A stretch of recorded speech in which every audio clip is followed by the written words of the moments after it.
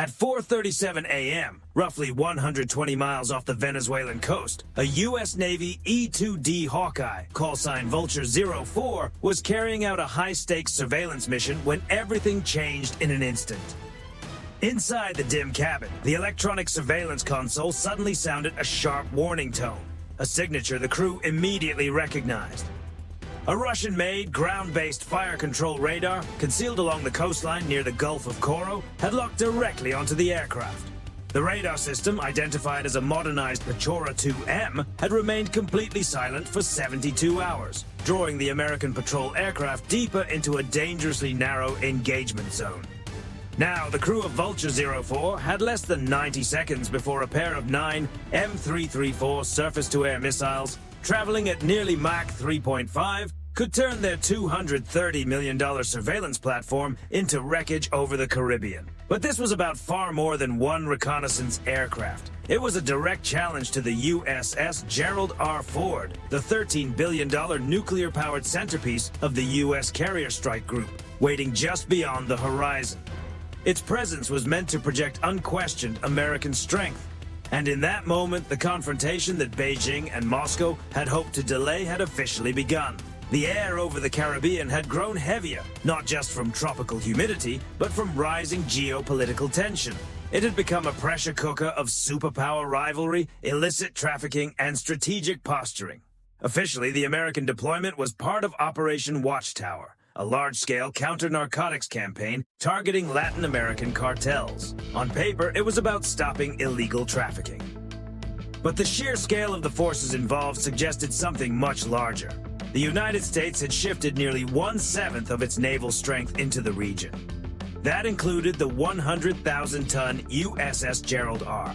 Ford, its 44 aircraft wing, multiple Arleigh Burke-class destroyers, B-52 Stratofortress bombers flying extended missions from Barksdale Air Force Base, and thousands of U.S. Marines. The real target was not just illicit shipments, it was the government in Caracas. President Nicolas Maduro, under international accusations tied to organized criminal activity, had leaned even more heavily on Russian support, turning Venezuela into a strategic anti-American foothold in the Western Hemisphere.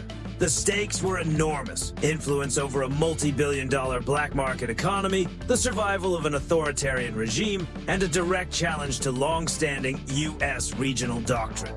Washington's objective was clear and unsentimental: demonstrate that the Caribbean had effectively become an American-controlled zone where hostile military influence would not be tolerated. Confrontation was built into the logic of deterrence. The only real question was not whether a U.S. asset would be targeted, but how quickly and decisively America would answer the first hostile electronic move. What happened next showed exactly how the U.S. military could detect, track, and eliminate a threat in under 1 minute. Venezuela's strategy was straightforward: raise the political and military cost of the U.S. presence enough to force hesitation. But its own military hardware was outdated, under-maintained, and limited by training shortfalls. That is where Moscow stepped in. Russia, eager to project influence and pressure, Washington close to home without risking its own frontline forces, had provided Venezuela with the Pechora 2M, an upgraded version of the older S-125 mobile surface-to-air missile system. Each battery included 6 mobile launchers, each armed with 2 ready-to-fire 9M334 missiles. With an effective range of roughly 25 kilometers and the ability to hit targets up to 20,000 meters in altitude, it was a relatively low-cost but highly dangerous ambush system, especially against aircraft flying at lower levels. U.S. intelligence believed the system was being operated by a mixed Venezuelan-Russian crew, combining local presence with Russian technical experience. Their plan was classic Soviet-style anti-access/area denial doctrine. Hide the battery, wait for the right moment, lock on, fire, and immediately relocate. They believed American intelligence would focus on large, high-value platforms like carriers and destroyers, not a mobile launcher hidden on land. That assumption became their biggest mistake. They were looking at the battlefield through an outdated, analog mindset, failing to understand the speed and precision of the modern American digital kill chain. The U.S. response was a textbook example of what the Pentagon calls Joint All-Domain Command and Control, or JADC2. It is not about one powerful weapon. It is about one integrated network moving faster than the other side can react. The E-2D Advanced Hawkeye Vulture 04 was not just another aircraft. It was the airborne nerve center of the entire strike group, a $230 million command and sensor hub. Its AN/APY 9UHF radar, capable of detecting extremely small targets at long range, immediately picked up the hostile radar emission. In milliseconds, its AN/ALQ 217 receiver triangulated the source with extraordinary precision. That data, exact coordinates, and the unique electronic signature of the Russian-supplied radar was instantly packaged into a Link 16 data transmission and shared across the battlespace network. The information reached multiple U.S. platforms almost at once. The USS Gerald R. Ford, the USS Farragut, a P-8A Poseidon, and most importantly, an airborne FA-18E Super Hornet with the call sign Firebrand 302. Flying at 40,000 feet and already near Mach 0.9, Firebrand 302 was now a forward extension of the strike group's integrated sensor network, and it carried exactly the right tool for the job, the AGM-88G AAR-GMER, the Advanced Anti-Radiation Guided Missile, Extended Range. The missile's mission is simple. When a hostile radar transmits, it reveals itself. From the instant Vulture 04 detected the lock to the moment launch authorization reached the Super Hornet, fewer than 3 seconds had passed. At 4:37:45 local time, the Pechora 2M's fire control radar, labeled Track 47 on U.S. tactical displays, maintained its lock. Inside the camouflaged vehicle, the Russian commander, confident in his position, gave the final order. The pilot of the E-2D, working from projected intercept data, immediately threw the aircraft into a hard defensive split-S maneuver, pulling nearly 6 Gs and dropping 3,000 feet in just 3 seconds. At the same time, the aircraft released a dense cloud of chaff and flares, filling the air with false signals and countermeasures. Only 3 seconds after receiving the Link 16 targeting packet, Firebrand 302, holding 60 miles away at altitude, launched the AAR-GM-ER. The missile ignited instantly, its solid fuel motor pushing it toward the target at extreme speed. Guided by GPS and inertial navigation and homing in on the radar's exact frequency, it accelerated directly toward the source of the threat.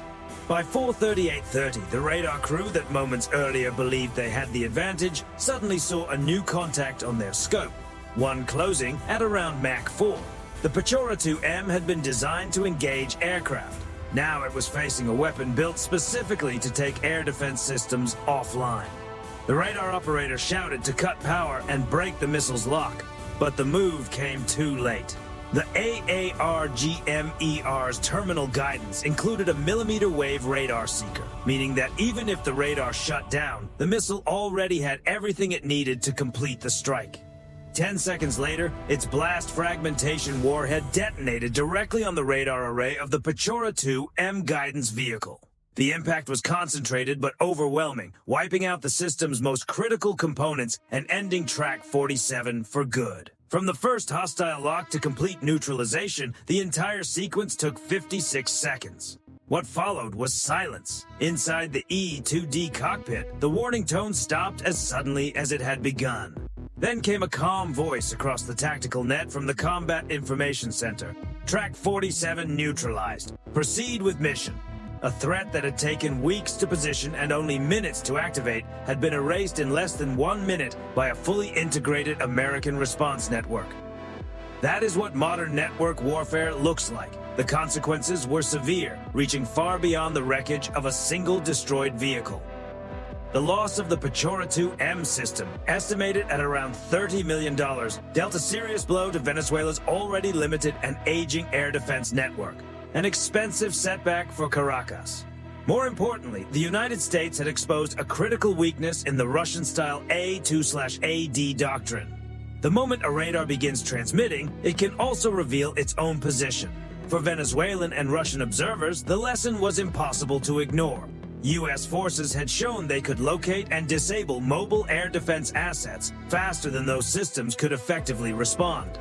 That message was delivered not through words, but through action, with a $285,000 missile and a clear demonstration of operational capability. The skies were secured, vital sea lanes remained open, and the USS Gerald R. Ford continued its mission after sending a powerful signal that shifted the strategic balance in the Caribbean. This event was about far more than a single attempted missile engagement. It was a demonstration of the seamless fusion of intelligence, speed, and precision. The $230 million E-2D Hawkeye collected the critical targeting data. The $13 billion aircraft carrier provided the operational backbone, and the FA-18 delivered the decisive strike with a $285,000 AARGM-ER missile. The United States did not rely on diplomatic messaging alone. Instead, it presented a real-world example of its ability to respond instantly to hostile actions. For decades, adversaries believed mobility, camouflage, and radar silence could help them avoid U.S. detection.